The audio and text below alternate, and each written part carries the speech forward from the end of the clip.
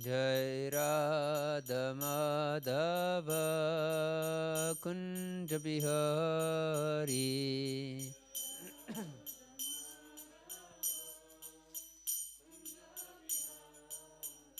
Jai Radha Madhava Kunja Bihari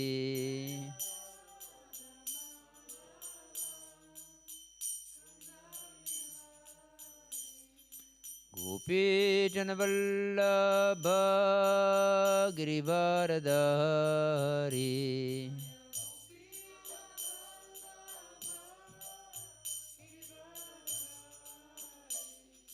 Gopi Janavallabha Girivaradhari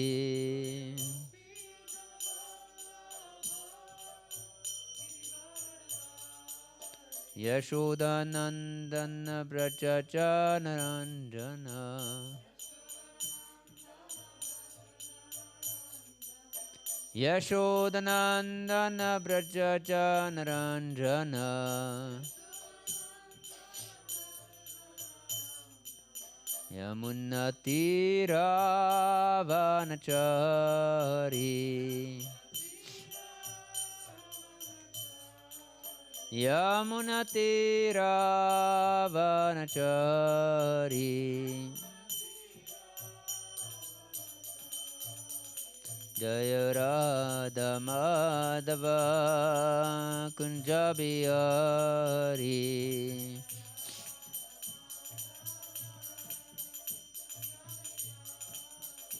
Jai Radha Madhava Kunja Bihari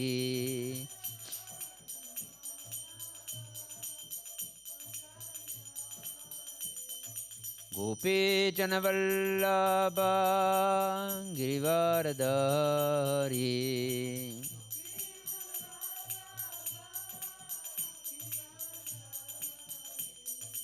Gopi Janavallabha Girivaradhari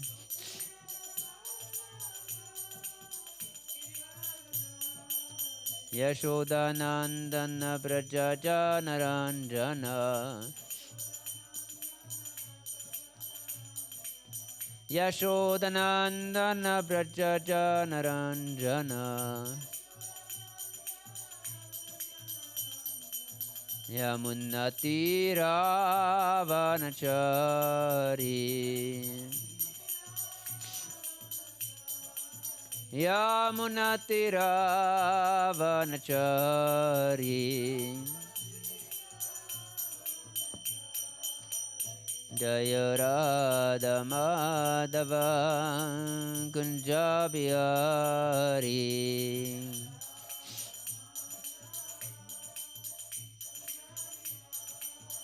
Jai Radha Madhava Kunja Bihari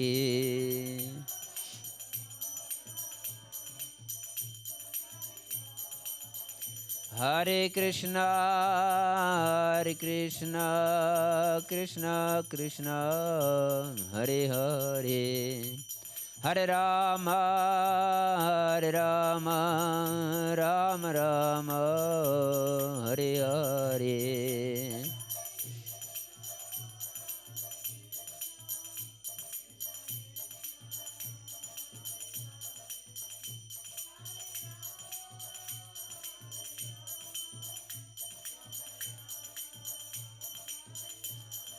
Hare Krishna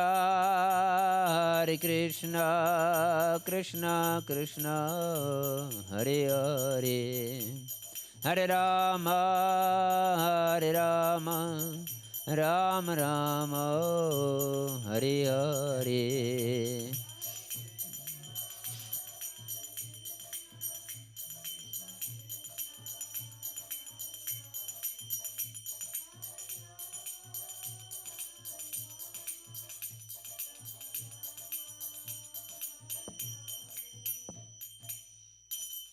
Jam Vishnupad Param Sapratikacharya Shtotra Shata Shri Srimad Srila Abhay Chadrananda Bhaktivedanta Swami Maharaj Prabhupada Ki Jai Ananta Koti Vaishnavinda ki jai, Namachara Haridas Thakur ki jai, Prem se Kaho Shri Krishna Chaitanya Prabhu Nityananda, Sri Advaita Gadadara Sri Vasadi Gaura Bhakta Vrinda ki jai, Jai Shri Radha Krishna Gopa Gopinath Shyama Kunda Radha Kunda Giri Govardhan ki jai, Nitai Gaur Premanande Hari Hari Bol. All glorious assembled devotees, Hare Krishna. All glorious assembled devotees, Hare Krishna. All glorious assembled devotees, Hare Krishna.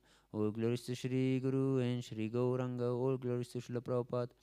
Namahom Vishnupadaya Krishna Pashtaputari Shrimati Radhanath Swamiti Namine.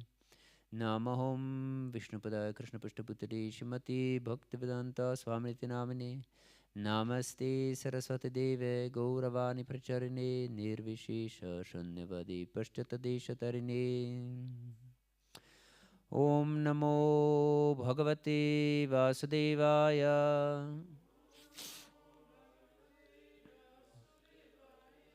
Om Namo Bhagavate Vasudevaya.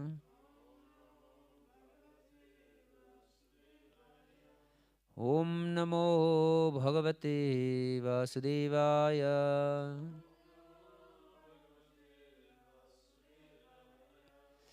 Reading from Srimad-Bhagavad Gita as it is, chapter 9, entitled The Most Confidential Knowledge, text 3. Ashradadana Purusha Dharmasyasya Parantapa Aprapyamam Nivartante Mrityu Samsara Vartmani. Ashradana Purusha Dharmasyasya Parantapa Aprapyamam Nivartante Mrityu Samsara Vartmani. Ashradana Purusha Dharmasyasya Parantapa Aprapyamam Nivartante Mrityu Samsara Vartmani.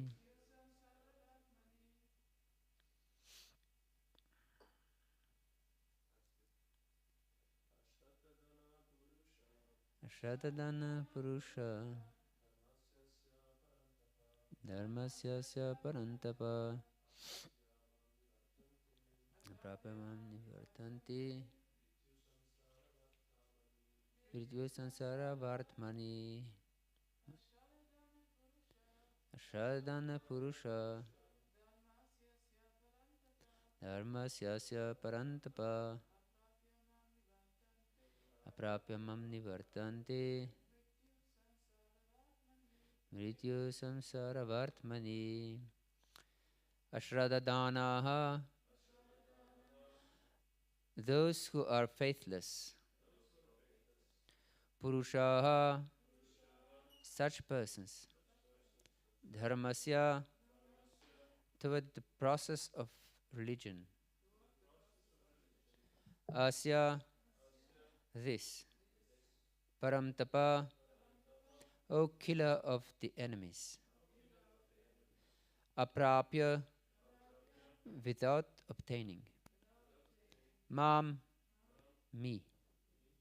Nivartante, come back. Mrityu, of death. Samsara, in material existence. Vartmani, on the path. Translation and purport by His Divine Grace Srila Prabhupada Ki. Those who are not faithful in this devotional service cannot attain me, O conqueror of enemies. Therefore, they return to the path of birth and death in this material world. Purport. The faithless cannot accomplish this process of devotional service. That is the purport of this verse. Faith is created by association with devotees. Unfortunate people, even after hearing all the evidence of the Vedic literature from great personalities, still have no faith in God. They are hesitant and cannot stay fixed in devotional service of the Lord. Thus, faith is a most important factor for progress in Krishna consciousness. In Chaitanya Charitamrita it is said that faith is the complete conviction that simply by serving the Supreme Lord Shri Krishna, one can achieve all perfection. That is called real faith. As stated in Srimad-Bhagavatam 4:31-14, Yatataror mula nishichanena tripyanti tatskanda bujopashaka branoprahara chaitindriyanam tateva sarvarhanam achitijya. By giving water to the root of a tree, one satisfies its branches, twigs, and leaves, and by supplying food to the stomach, one satisfies all the senses of the body. Similarly, by engaging in transcendental service of the Supreme Lord, one automatically satisfies all the demigods and all other living entities. Therefore, after reading Bhagavad Gita, one should promptly come to the conclusion of Bhagavad Gita. One should give up all other engagements and adopt the service of the Supreme Lord Krishna, the personality of Godhead. If one is convinced of this philosophy of life, that is faith. Now, the development of that faith is the process of Krishna consciousness. There are three divisions of Krishna conscious men. In the third class are those who have no faith. Even if they are officially engaged in devotional service, they cannot achieve the highest perfectional stage. Most probably, they will slip after some time. They may become engaged, but because they haven't complete conviction and faith, it is very difficult for them to continue in Krishna consciousness. We have practical experience in discharging our missionary activity that some people come and apply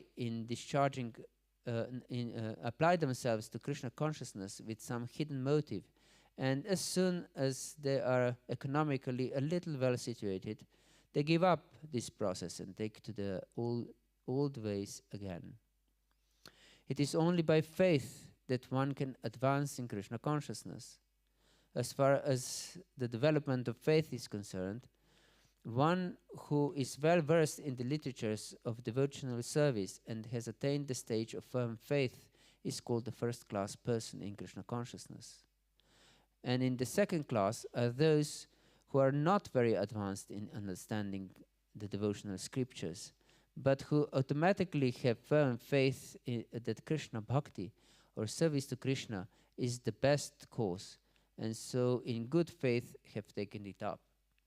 Thus they are superior to the third class, who have neither perfect knowledge of the scriptures nor good faith, but by association and simplicity are trying to follow.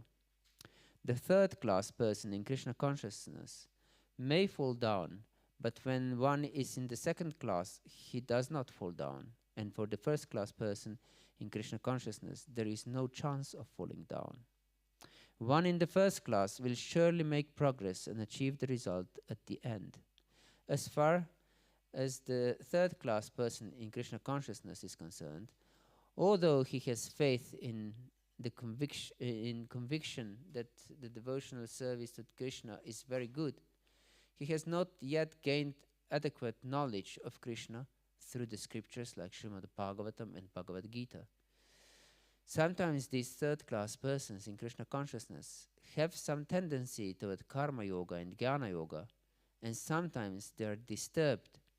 But as soon as the infection of karma yoga or jnana yoga is vanquished, they become second-class or first-class person in Krishna consciousness.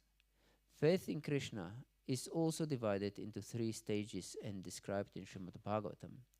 First-class attachment, second-class attachment, and third-class attachment are also explained in Srimad-Bhagavatam in the 11th canto.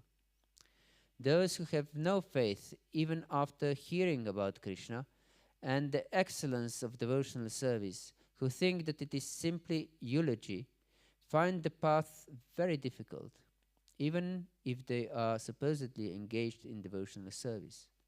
For them, there is very little hope of gaining perfection. Thus, faith is very important in the discharge of devotional service. The translation of the verse again. Those who are not faithful in this devotional service cannot attain me, O conqueror of enemies.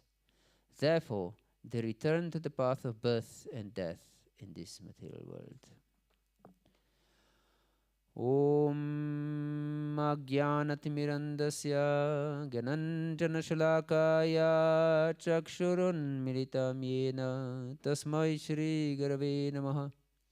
Shri Chaitanya Manobishtam Stapitam Yena Bhutale Swayam Rupah Kadamahyam Dadati Svapadantikam Vandeham Shri Guru Shri Utapatakamalam Shri Gurun Vaishnavamscha Shri Rupam Sagrajatam Sahagana Raghunatanvitam Tam Sajivam Sadvaitam Savadutam Parijana Sahitam Krishna Chaitanya Devam Sri Radha Krishna Padan Sahagana Lalita Sri Vishakanvitamscha.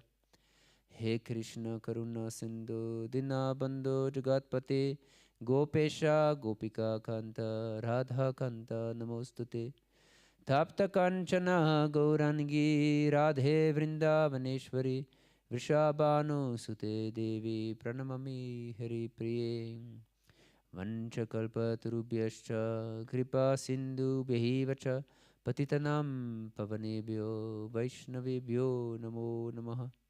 Shri Krishna Chaitanya Prabhu Nityananda Shri Advaita Gadadara Shri Vasadi Gaura Bhakta Vrinda.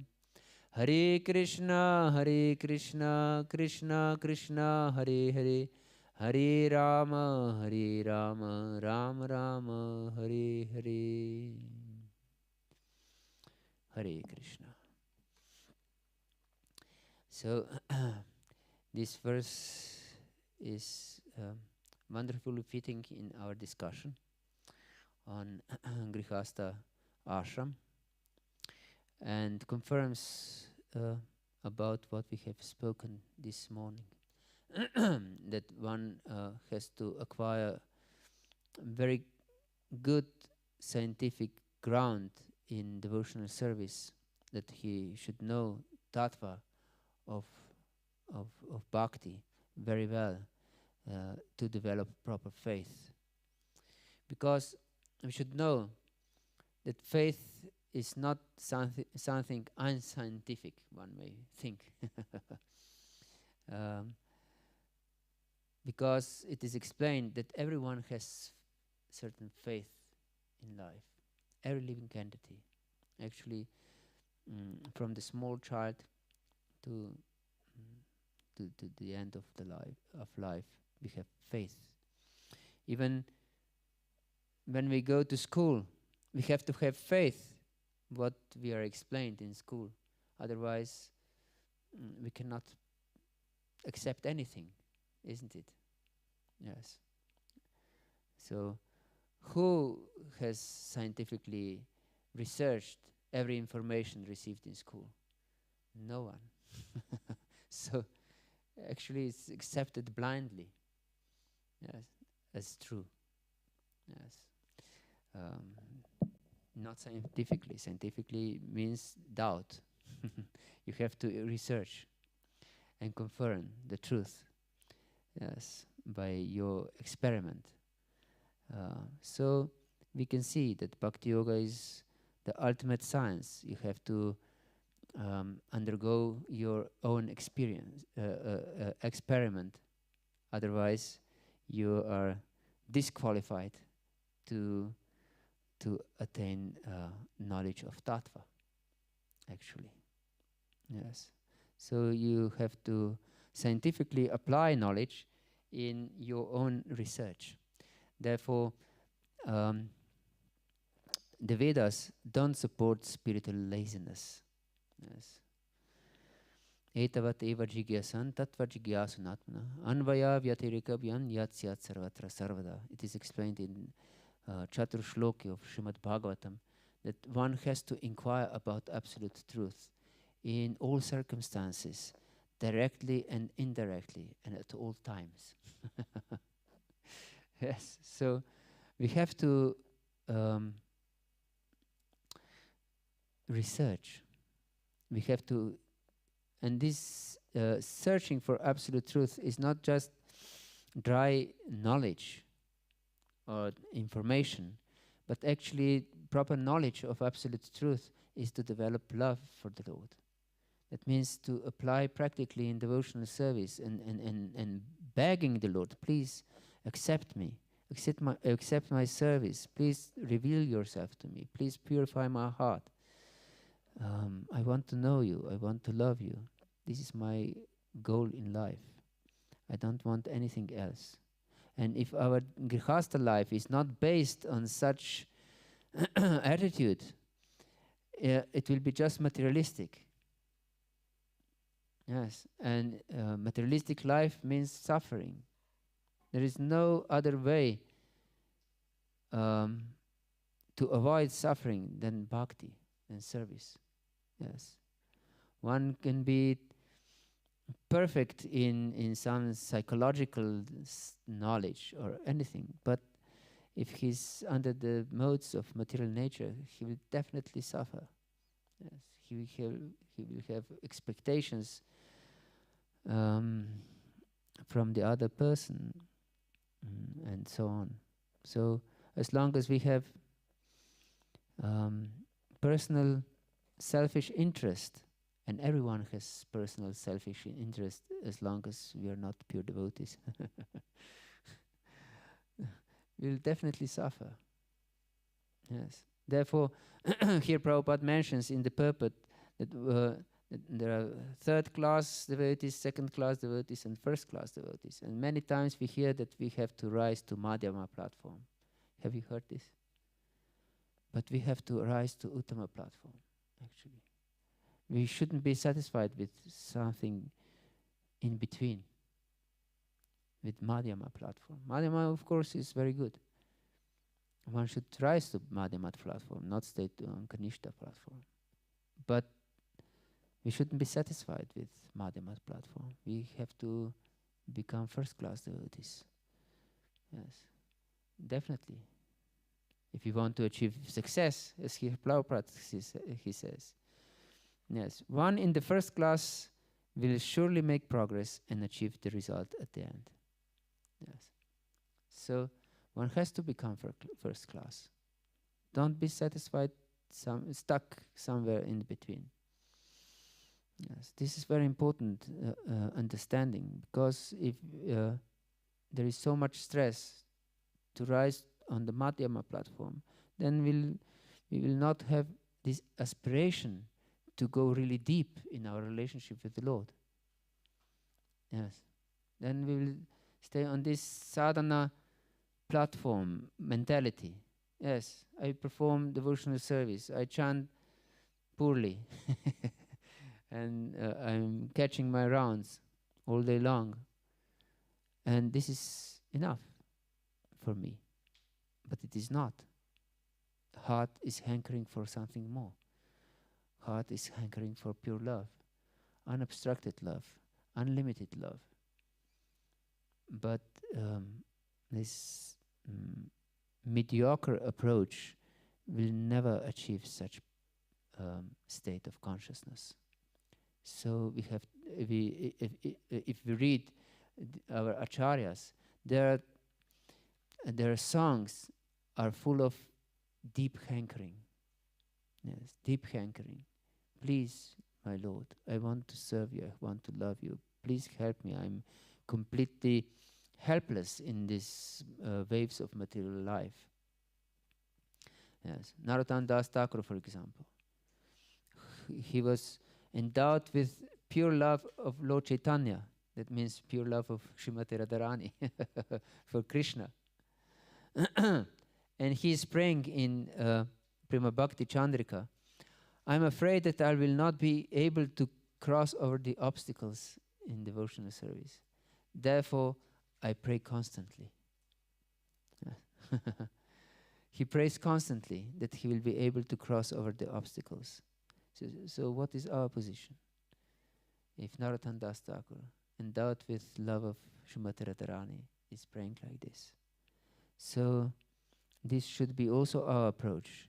And it is very important to understand that such mentality is crucial in Grihastha ashram. Yes. If we don't have such mentality, then our life will be material. Yes. We will not try to go deep. We'll just try to, if at all, just to finish our duties in devotional practice. Just finish my rounds. Just finish my worship of the Lord. Just finish this. Just offer something and that I can eat. Yes. My devotional life will be completely superficial, without any depth. So actually it's empty. This superficiality means emptiness, without substance. Only depth has some substance. Otherwise, everything is useless. Yes, completely useless. This mechanical approach, I have seen so many devotees having mechanical approach in their life. And as Prabhupada says, they will most probably slip in some time. Yes. Because we are living entities of pleasure, of happiness. Ananda mayobhyasat. This is our nature.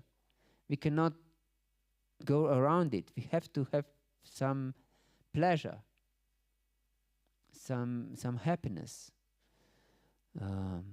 And if we don't have taste in spiritual life, if we don't experience pleasure in spiritual life, we'll certainly search pleasure in material life. We cannot go around it. So we have to develop taste for bhakti, deep taste for bhakti, and conviction that this is the only way to achieve real success and happiness. Otherwise, we'll search search it in material life, especially because we are accustomed to for search for happiness in material life from time immemorial. So we believe in happiness, deeply believe to achieving happiness in material life from time immemorial. Although we were unsuccessful all the time, life after life. But still, we are accustomed to trying, yes, to achieve it. So, therefore, this devotional life is the basis of Grihastha ashram also. Therefore, this ashram. If we don't have such attitude and deep desire to connect with the Lord on the most deep levels, our Grihastha life will be material. Yes, will not be ashram, actually. Just fulfilling our duties in spiritual life, just to finish our rounds, this will not help us in any way. Yes.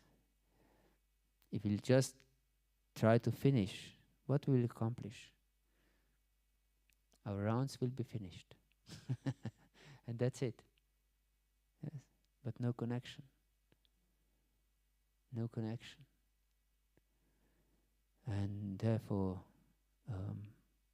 it has little use in our spiritual progress, such approach. Don't be such mediocre devotee. Go deep. And your family life will be perfect. And also children. If they see, because children are Grihastha Dharma. If one is not willing to have children, why would he enter Grihastha ashram? Yes. It is mentioned in Shastra by our acharyas also that having children is grihastha dharma. So by having children, we pay our debt to our forefathers. Yes. So having children is extremely important thing in grihastha ashram. But if we don't have such deep faith in the process, as here it is mentioned, how important it is, then we cannot give this mood to our children. Children are very intelligent. They don't need our words. They see our heart. They see our action, and they see our heart. And if they'll see that spiritual life is a burden to you, then I have to finish my rounds. And we have to go to the temple on Sunday, at least once a month, or something like this. Then they will see you don't have real faith in bhakti. You're just burdened with it. But I don't want to be burdened. I want to be happy. This is natural state. We all want to be happy. We don't want to be burdened. Is there any of you who want to be burdened? No, not even one. No one wants to be burdened. Everyone wants to experience some pleasure. Yes, but there is no pleasure without taste. Yes, so, and there is no taste if we don't absorb ourselves. Everyone has this experience. If he eats something in haste, that you don't taste anything. After you have finished your meal in haste, you have something to important thing to attend, and you are in a hurry, and you eat something very in hurry, and after you have eaten, you realize that you haven't tasted anything. Do you have such experience? Yes. So yes, we have to be present when we do something to experience it. So we have to connect. We have to go deep in our spiritual life. Only then we can taste. And only with taste, then attachment can develop. One is attached to pizza because it tastes good, isn't it? If there wouldn't be a tasteful pizza, we wouldn't be attached to it, isn't it? We would be very quickly detached. Yes, so we have to have taste to be attached. And only through attachment, deep attachment, comes bhava, or emotion. And then prema, pure love. So yes, this is very important. So proper understanding, and the next yagya in Grihastha ashram, we mentioned these different yagas, is Deva Yagya, worshipping of the Lord. Lord Krishna mentions this worshipping of God, or practically himself, in 17th chapter of Bhagavad Gita as austerity of body. Deva Dvija Guru Pragya Pujanam Shochamarjamam Brahmacharya Mahimsacha Shariran Tapauchate. And he explains Deva Dvija Guru Pragya, that we should worship the Lord, and Brahmanas, Guru, and our superiors, like father and mother, and so on, senior devotees. And we should be very clean and simple also, arjavam. We should have simple life, yes, not complicated life, not struggle for having more and more money. This is illusion. We have to be satisfied with whatever we get. Sometimes some person is very wealthy and doesn't endeavor much for wealth, and some person is toiling like an ass, very hard, and he's poor still. So we should be satisfied, as explained in Ishopanishad, with our lot, yes, what is destined for us. Krishna actually is one who gives us everything. We have to have firm conviction, and Krishna is supplying everything that we need. Yes, Krishna is supplying for birds and animals and even atheists. Why he wouldn't care for his devotees? Yes, so don't bother for things in your life or for wealth. Be satisfied. Be satisfied. This is very important understanding. Be satisfied with what you have. Be, of course, responsible person, but be satisfied. Yes, don't hanker for something that you don't have. So this worship of the Lord is extremely important aspect of Grihastha ashram.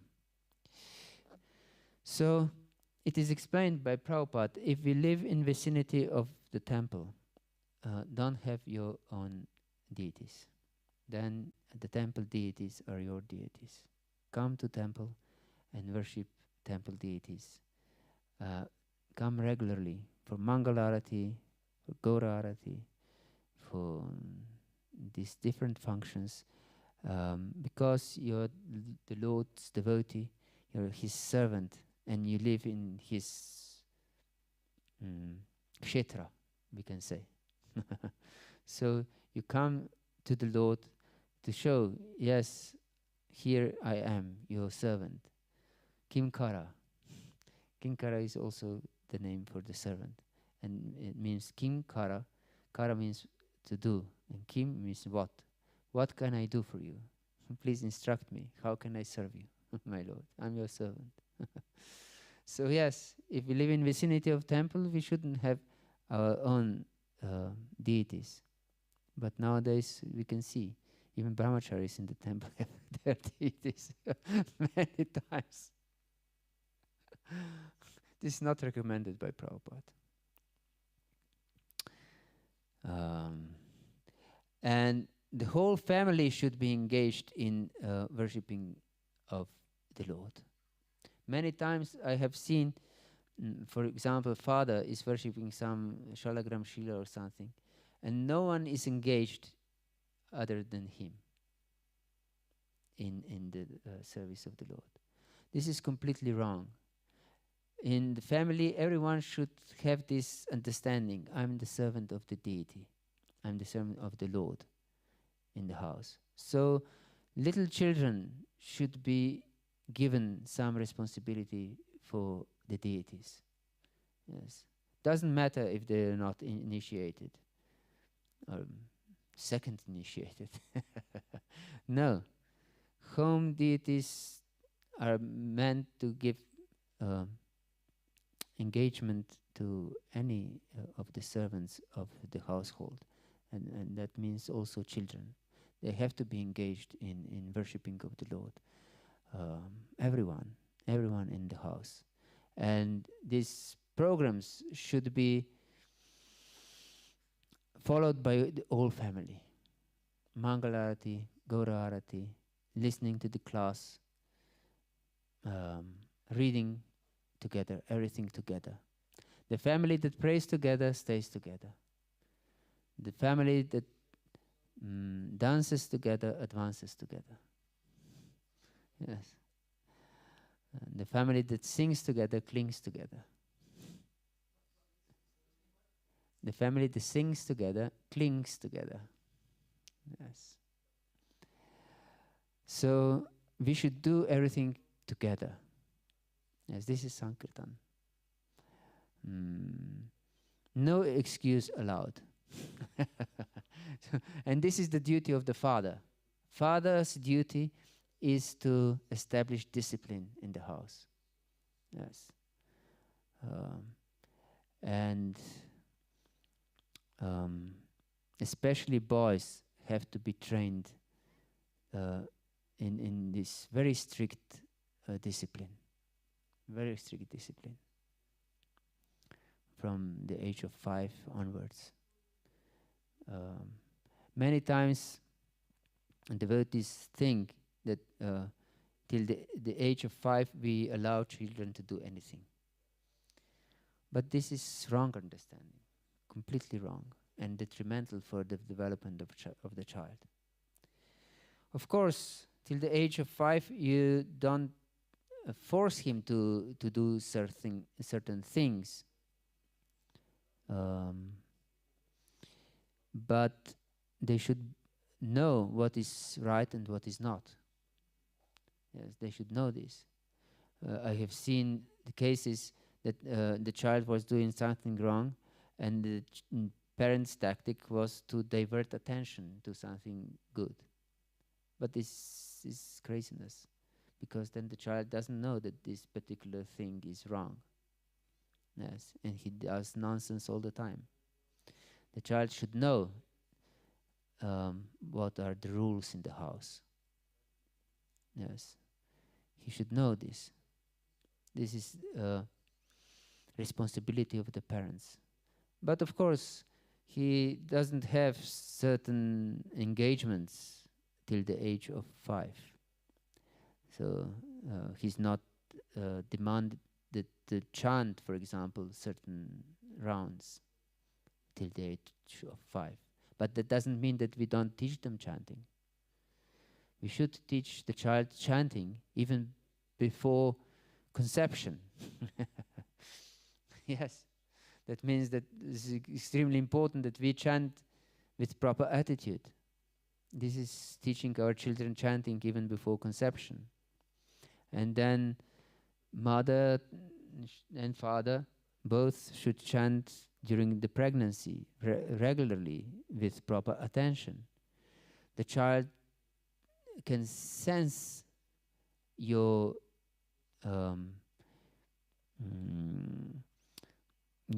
attitude towards chanting, even when in the womb. Yes. So if your chanting is not really focused and dedicated, then the child will know this, even before birth. Yes. And after birth, mother and father should give example to the child with this proper attitude in chanting. Yes. And mother should chant all the time when she's breastfeeding the child. And then the child will drink the holy name with its mother milk. And this is most important inheritance that he can get in life. What the child gets with its mother milk never goes out from his heart. This is so important to understand, but rarely applied by mothers, unfortunately. Yes. So this is great responsibility in Grihastha ashram. This is our mission, actually, to make our children Krishna conscious. Our children shouldn't be side effect of our sense enjoyment, but should be our mission in life, given by Krishna and our Guru, just to lead them back to Krishna. Yes, we should have this understanding. Yes, I'm given this service by Guru and Krishna just to help these souls that are entrusted in my care So if I just care for them on material plane, giving them food, giving them clothing, giving them roof above their head, I actually put them in the lap of death. You should understand this. We are killing them. We may think that we are very loving parents, but we are killing our children if we don't give them Krishna consciousness. And this giving of Krishna consciousness means, in the first place, that we are most exemplary devotees ourselves. Yes, that we are convinced in practice of Krishna consciousness, that we chant our rounds exclusively. That means we do nothing during our chanting, nothing at all, just chanting. No phone is allowed during our chanting. No other thing, no talking during chanting. No, just chanting, just the holy name, fixed chanting. This is so important. If we don't give this example to our children will not have faith in bhakti. Or they will think that bhakti is something social function. Just come together for some Gordon Puja festival and have nice prasad, and that's it. Yes. They will not go deep. They will think that this is religion of my parents. And this is completely against their interest. Yes. Their interest is to become perfectly happy. And perfectly happy can become only with pure bhakti, and nothing else will give them happiness. So this is extremely important. This giving them Krishna consciousness to our children. And yes, speaking about children, we should teach children, as I said, chanting from the very beginning of life, and even before conception, I said. And then when they are born, they should drink the holy name by their mother's milk. And when they are a little older, then they have to be taught how to chant. And when they're really small children, we can take them in our lap and say to them, now it's time for chanting. And we chant the holy name, and he can be given some japamala, small one, just to have something in their hands that they know that is connected with chanting. And we can chant on the ear of the child, Hare Krishna, Krishna Krishna, Hare Hare, Hare Rama, Rama Rama, Hare Hare. And the child loves such experience. He's in the lap of a loving parent, and he's chanting softly in my ear, and he's listening to this chanting. Yes, with great pleasure. And when he has enough, he can go and play. No problem. But when he's and this should be every day's practice. Yes, now it's time for chanting, and he will enjoy it, and he will get this sadhana routine. Yes, every day is the time for chanting. He will understand. And when he's 5, this is not something new, this idea for chanting. But now you're old enough, you can chant for 5-10 minutes. Not on rounds, because if we teach them to chant rounds, we'll teach them to cheat. So you should teach them to chant on time. So the child can begin chanting every day, 5-10 minutes, and then slowly increase. And then the child will decide that he wants to chant 16 rounds, and he will start to chant 16 rounds on his own. Yes, this is my experience with my 3 children. They all started to chant like this. and they all chant. They're all initiated now, devotees. And one of the boys explained, because mother always chanted during breastfeeding. And even when he was not breastfed anymore, he still was sitting in the lap of the mother, and he leaned his head on her chest and just listening to the Mahamantra. And he enjoyed the experience. Yes. There was echoing Mahamantra in her chest. Hare Krishna, Krishna Krishna, Hare Hare, Hare Rama, Rama Rama, Hare Hare. And this was very pleasant experience for a child. So if a child has such impressions, such these samskaras, deep samskaras, these are proper samskaras. These formal samskaras are also beneficial, but if there are not constant samskaras like this, they will not be very helpful. Yes. Many times people and devotees especially are too much superficial and ceremonial. Yes, they do some ceremonies and do some worship and so on, and they think that this is something important in life. The ceremonies are important, but if every day's life is not centered on a strict sadhana, then these external ceremonies and different functions will not help very much. We should have this conviction. Yes, so this Deva Yagya, or worshipping of the Lord, is so important in the house. Yes.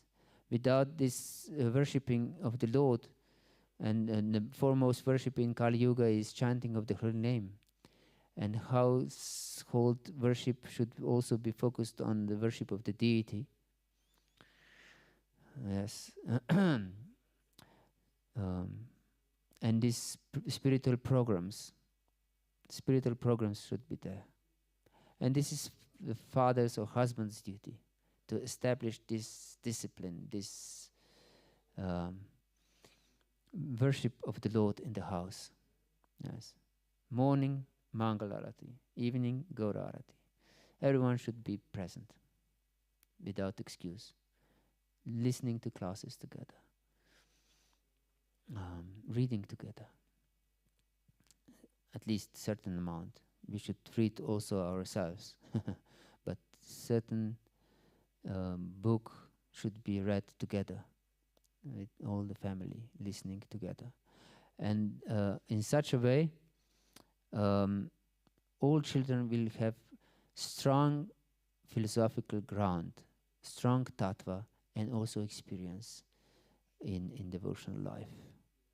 Otherwise, there is little hope, really, that children will become fixed up devotees. Yes. Unfortunately, I have seen so many different children that they're not devotees. They're children of devotees, but they're not devotees. And they have tried different cigarettes and alcohol and so on. Yes. I know them personally. Very, very few children are fixed in devotional life. This is because they don't have such samskaras from home, everyday samskaras. Maybe parents are very strict with these formal samskaras. But if they don't get these daily samskaras, there is little hope. Yes, for their spiritual development. Okay, this is Deva Yagya, and tomorrow we'll discuss other yagyas also. that are important in Grihastha ashram. Hare Krishna. Is there any question or comment or doubt? Yes. At the beginning of the class, you spoke about, don't remember now in which regard, but our connection with the forefathers. It's something that I struggle to understand. It's more of a sidetrack of question. What is our connection karmically with the forefathers? Because I understood that, okay, maybe our forefathers, I mean, we have our own journey in the material world, and I just don't understand karmically what do we have to, how they influence on how are we connected with the Yes. fourth, fifth generation of living entity who's, yeah. We are giving our bodies by our forefathers. And also different genetic diseases we're getting from our forefathers. So we are karmically quite connected. And also the mentalities are carrying on from one generation to the other. And different traumas also are transmitted through generations. So we are quite connected to our forefathers. And it is explained that no one can repay that to their parents in Shastra. Yes. Because we were given life and being cared for by our parents. And not just life, and we were given love, otherwise we wouldn't be alive. Yes. So we are very much connected to our parents. That doesn't mean that we compromise our devotional life if our parents are not devotees. But we should give them proper respect and service needed, and help them also to come closer to devotional life, if not with anything else, just by our example. Yes. And if they are really against our Krishna consciousness, we can serve them by avoiding them. Yes. But we should be grateful to our parents, even if they're not supportive of our devotional life. Yes. They dedicated in a certain way their life for our benefit. Yes. And definitely helped, even if they're against our Krishna consciousness, they helped us in our Krishna consciousness also. We have abilities to read and write. We can read devotional scriptures by their care. Yes. Yes. We can behave in society to a certain degree by their teaching. So we can function in this world by their mercy. And so we can function also in devotional life by their mercy to some degree, even if they didn't try to help us in Krishna consciousness. But we can use their teaching in Krishna consciousness also. Yes. So we should be grateful to our parents, even if they're not devotees. Yes. Yes, please. Can you give some example or please, can you give you some example for the topic the children are allowed to do everything until they are 5 years. So for me, I experience this as a difficulty, because I see the children get not really a good education in this case, and how to bring the parents to realize that is not so really the topic to give them everything. You can give them everything they want, but not every time right. To teach them a little bit how to behave, or what is wrong, what you said. So this is difficult. But it's spread so everywhere. So, and then the children, they are a little bit over. And parents say, okay, it's good. It's the children. It is like this, but they need a little bit guidance. And the guidance is missing. Exactly. So what I say, I took care many years about children under 3 years, and then it's crazy. So to realize, they are they are good, but they can decide what they want to eat, but know where they travel, so they decide the whole family life. So they, Yes, exactly. This is extremely important. We have to teach children what is right and what is not, and how to behave and how not to behave. And they shouldn't be given opportunity to decide, I want to eat this, I don't want to eat that. To give such freedom to a little child is actually harm him, because he needs protection, he needs guidance, he wants guidance. Even even if he strongly desires something, parents should be strong in conviction what is right and what is not right for the child. And the child will appreciate this, even if he wants something else.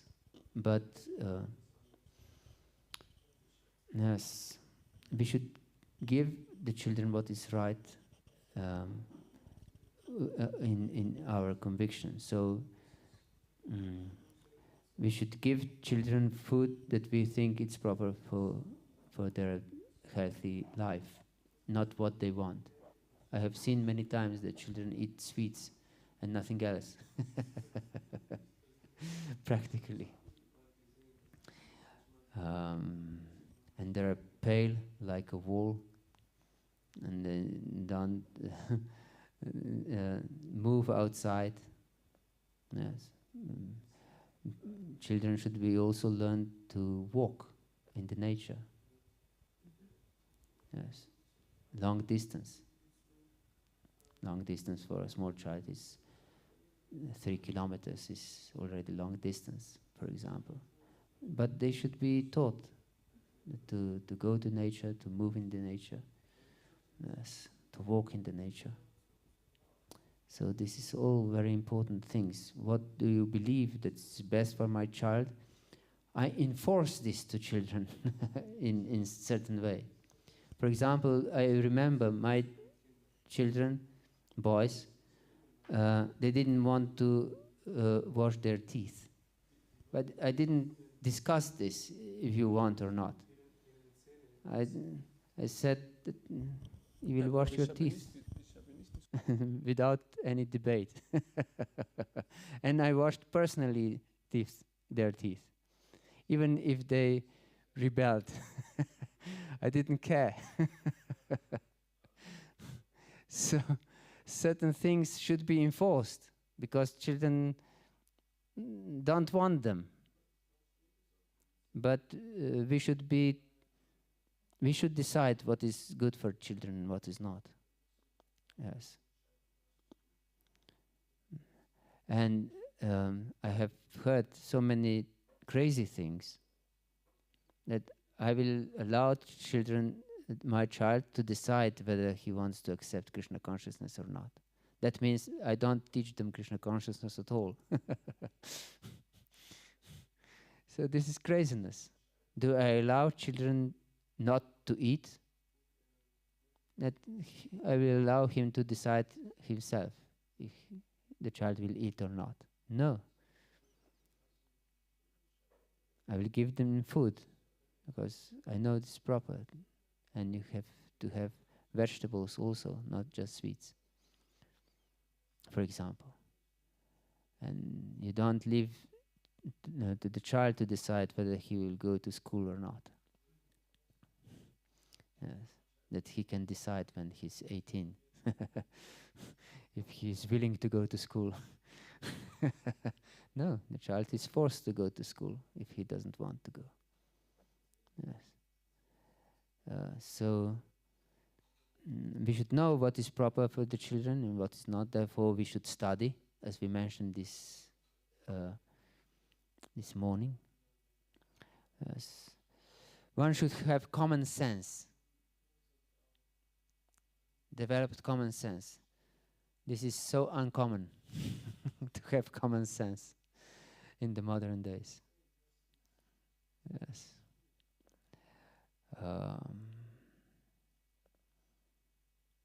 This is the sign of rajas and tamas, because in rajas and tamas you don't know what is proper and what's proper.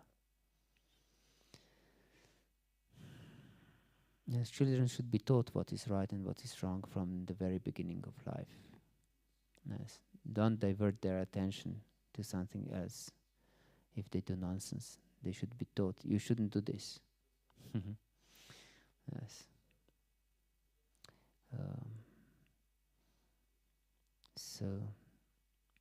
And they should be taught how to live devotional life and be engaged with certain responsibilities for the deities. Everything should be there. Yes.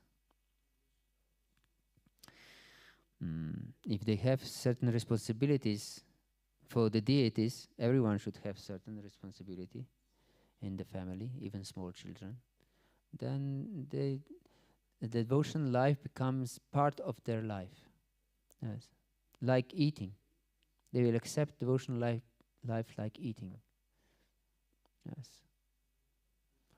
But if this is not daily engagement, then they will not take it seriously. No. Hare Krishna. Anything else?